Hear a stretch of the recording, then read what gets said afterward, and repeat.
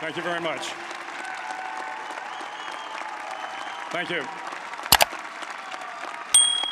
Well, thank you, President Powers, Provost Fenves, deans, members of the faculty, family and friends, and most importantly, the class of 2014. It is indeed an honor for me to be here tonight. It's been almost 37 years to the day that I graduated from UT. I remember a lot of things about that day. I remember I had a throbbing headache from a party the night before.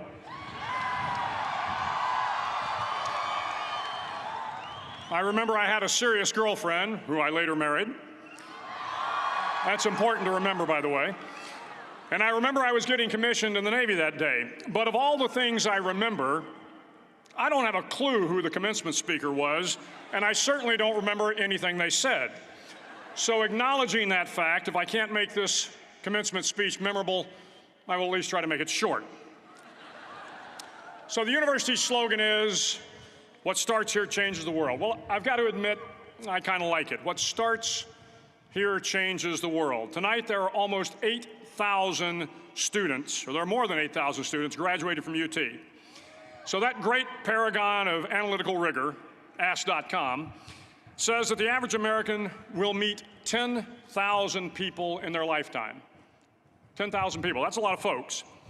But if every one of you changed the lives of just 10 people, and each one of those people changed the lives of another 10 people, and another 10, then in 5 generations, 125 years, the class of 2014 will have changed the lives of 800 million people. 800 million people. Think about it. Over twice the population of the United States. Go one more generation, and you can change the entire population of the world, 8 billion people. If you think it's hard to change the lives of 10 people, change their lives forever, you're wrong. I saw it happen every day in Iraq and Afghanistan. A young Army officer makes a decision to go left instead of right down a road in Baghdad, and the 10 soldiers with him are saved from a close-in ambush. In Kandahar province, Afghanistan, a non-commissioned officer from the female engagement team senses that something isn't right and directs the infantry platoon away from a 500-pound IED, saving the lives of a dozen soldiers. But if you think about it, not only were those soldiers saved by the decisions of one person, but their children were saved, and their children's children. Generations were saved by one decision, one person. But changing the world can happen anywhere, and anyone can do it. So what starts here can indeed change the world. But the question is, what will the world look like after you change it? Well, I'm confident that it will look much, much better. But if you'll humor this old sailor for just a moment, I have a few suggestions that may help you on your way to a better world. And while these lessons were learned during my time in the military, I can assure you that it matters not whether you ever served a day in uniform. It matters not your gender, your ethnic or religious background, your orientation, or your social status. Our struggles in this world are similar, and the lessons to overcome those struggles and to move forward, changing ourselves and changing the world around us, will apply equally to all. I've been a Navy SEAL for 36 years, but it all began when I left UT for basic SEAL training in Coronado, California. Basic SEAL training is 6 months of long, torturous runs in the soft sand, midnight swims in the cold water off San Diego, obstacle courses, unending calisthenics, days without sleep, and always being cold, wet, and miserable. It is 6 months of being constantly harassed by professionally trained warriors who seek to find the weak of mind and body and eliminate them from ever becoming a Navy SEAL. But the training also seeks to find those students who can lead in an environment of constant stress, chaos, failure, and hardships. To me, basic SEAL training was a lifetime of challenges crammed into 6 months. So here are the 10 lessons I learned from basic SEAL training that hopefully will be of value to you as you move forward in life. Every morning in SEAL training, my instructors, who at the time were all Vietnam veterans, would show up in my barracks room, and the first thing they'd do was inspect my bed. If you did it right, the corners would be square, the covers would be pulled tight, the pillow centered just under the headboard, and the extra blanket folded neatly at the foot of the rack. It was a simple task, mundane at best, but every morning we were required to make our bed to perfection. It seemed a little ridiculous at the time, particularly in light of the fact that we were aspiring to be real warriors, tough, battle-hardened SEALs. But the wisdom of this simple act has been proven to me many times over. If you make your bed every morning, you will have accomplished the first task of the day. It will give you a small sense of pride, and it will encourage you to do another task, and another, and another.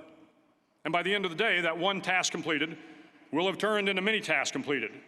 Making your bed will also reinforce the fact that the little things in life matter. If you can't do the little things right, you'll never be able to do the big things right. And if by chance you have a miserable day, you will come home to a bed that is made, that you made. And a made bed gives you encouragement that tomorrow will be better. So if you want to change the world, start off by making your bed. During SEAL training, the students are all broken down into boat crews.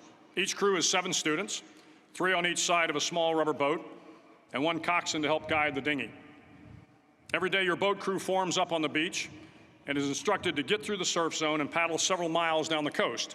In the winter, the surf off San Diego can get to be 8 to 10 feet high, and it is exceedingly difficult to paddle through the plunging surf unless everyone digs in. Every paddle must be synchronized to the stroke count of the coxswain. Everyone must exert equal effort, or the boat will turn against the wave and be unceremoniously dumped back on the beach. For the boat to make it to its destination, everyone must paddle. You can't change the world alone. You will need some help. And to truly get from your starting point to your destination takes friends, colleagues, the goodwill of strangers, and a strong coxswain to guide you.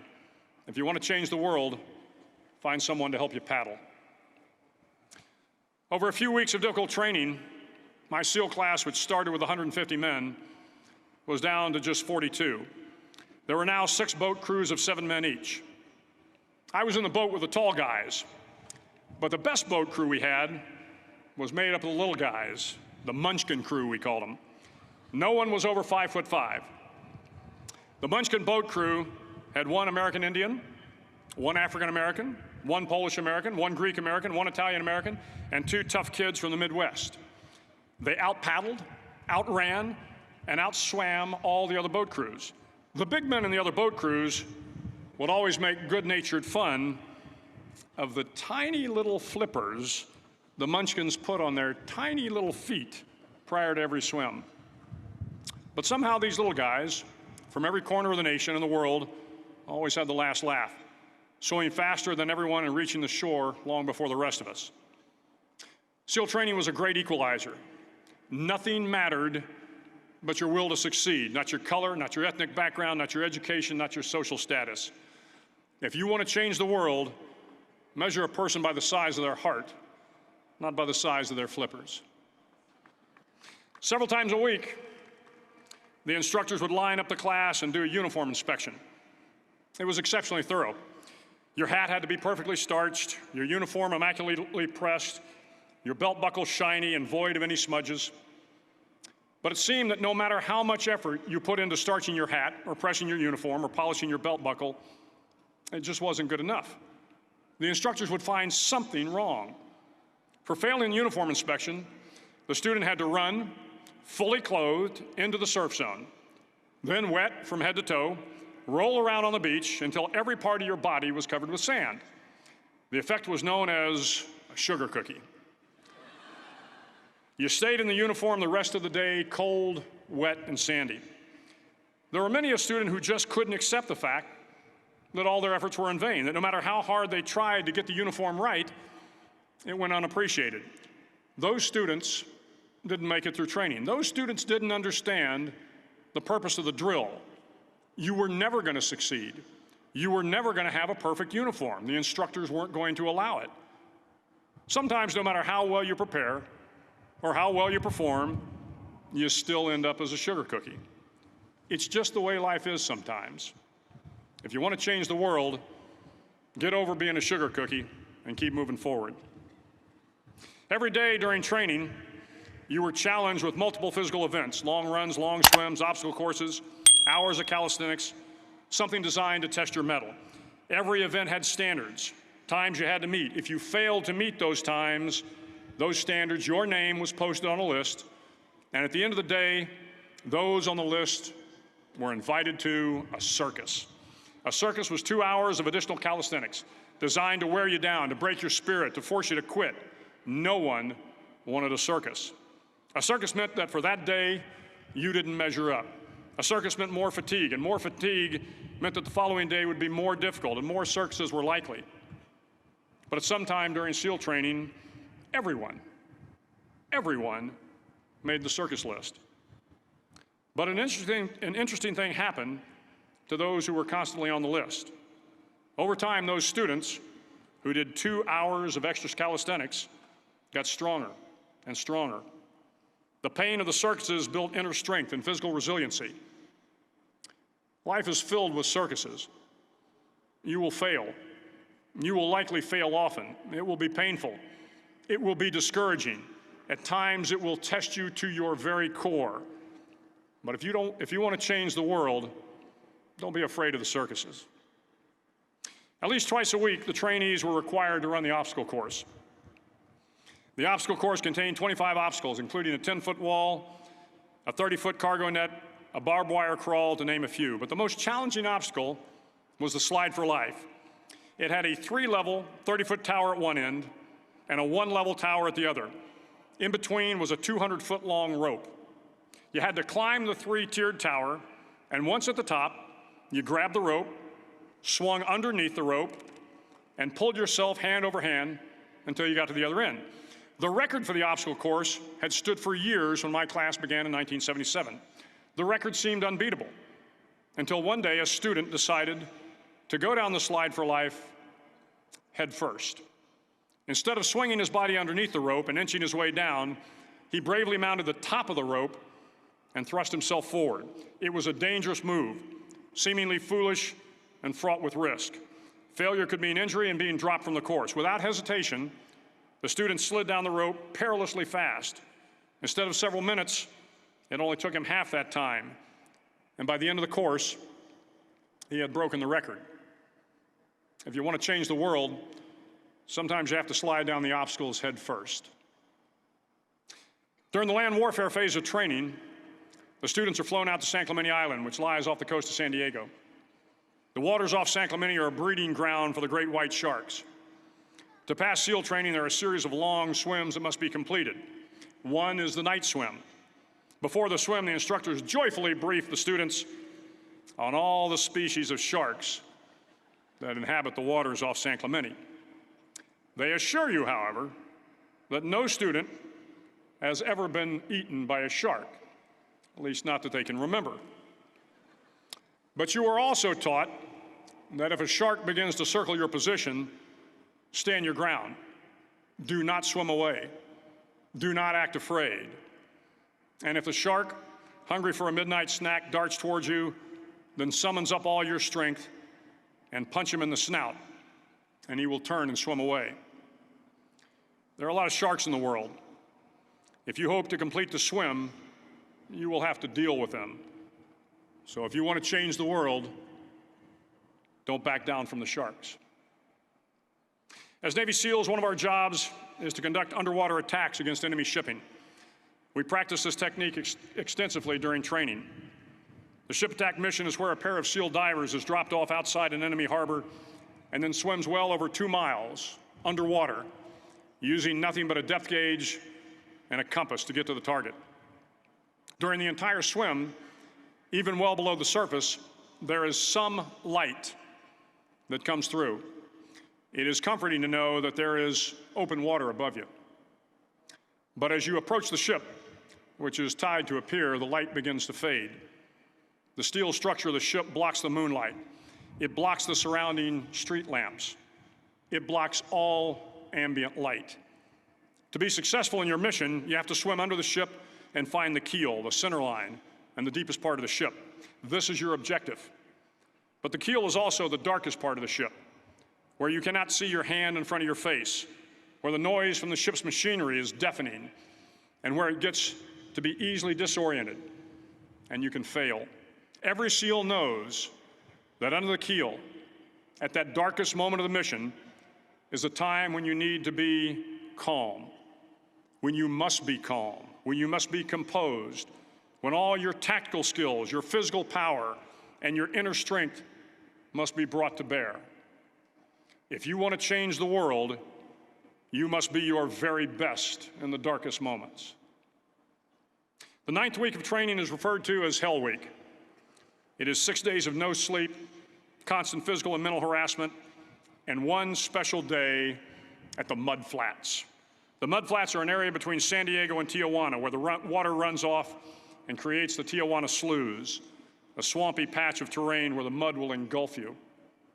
It is on Wednesday of Hell Week that you paddle down to the Mud Flats and spend the next 15 hours trying to survive this freezing cold, the howling wind, and the incessant pressure to quit from the instructors. As the sun began to set that Wednesday evening, my training class, having committed some egregious infraction of the rules, was ordered into the mud. The mud consumed each man till there was nothing visible but our heads. The instructors told us we could leave the mud if only 5 men would quit. Only 5 men, just 5 men, and we could get out of the oppressive cold. Looking around the mud flat, it was apparent that some students were about to give up. It was still over 8 hours till the sun came up. 8 more hours of bone-chilling cold. The chattering teeth and the shivering moans of the trainees were so loud, it was hard to hear anything. And then one voice began to echo through the night. One voice raised in song. The song was terribly out of tune, but sung with great enthusiasm. One voice became 2, and 2 became 3, and before long, everyone in the class was singing. The instructors threatened us with more time in the mud if we kept up the singing, but the singing persisted. And somehow the mud seemed a little warmer, and the wind a little tamer, and the dawn not so far away. If I have learned anything in my time traveling the world, it is the power of hope. The power of one person, a Washington, a Lincoln, King, Mandela, and even a young girl from Pakistan, Malala. One person can change the world by giving people hope. So if you want to change the world, start singing when you're up to your neck in mud. Finally, in SEAL training, there's a bell. A brass bell that hangs in the center of the compound for all the students to see. All you have to do to quit is ring the bell. Ring the bell, and you no longer have to wake up at 5 o'clock. Ring the bell, and you no longer have to be in the freezing cold swims. Ring the bell, and you no longer have to do the runs, the obstacle course, the PT, and you no longer have to endure the hardships of training. All you have to do is ring the bell to get out. If you want to change the world, don't ever, ever ring the bell. To the class of 2014, you are moments away from graduating, moments away from beginning your journey through life, moments away from starting to change the world for the better. It will not be easy, but you are the class of 2014, the class that can affect the lives of 800 million people in the next century. Start each day with a task completed. Find someone to help you through life. Respect everyone. Know that life is not fair and that you will fail often. But if you take some risks, step up when the times are the toughest, face down the bullies, lift up the downtrodden, and never, ever give up, if you do these things, the next generation and the generations that follow will live in a world far better than the one we have today. And what started here will indeed have changed the world for the better. Thank you very much. Hook 'em horns.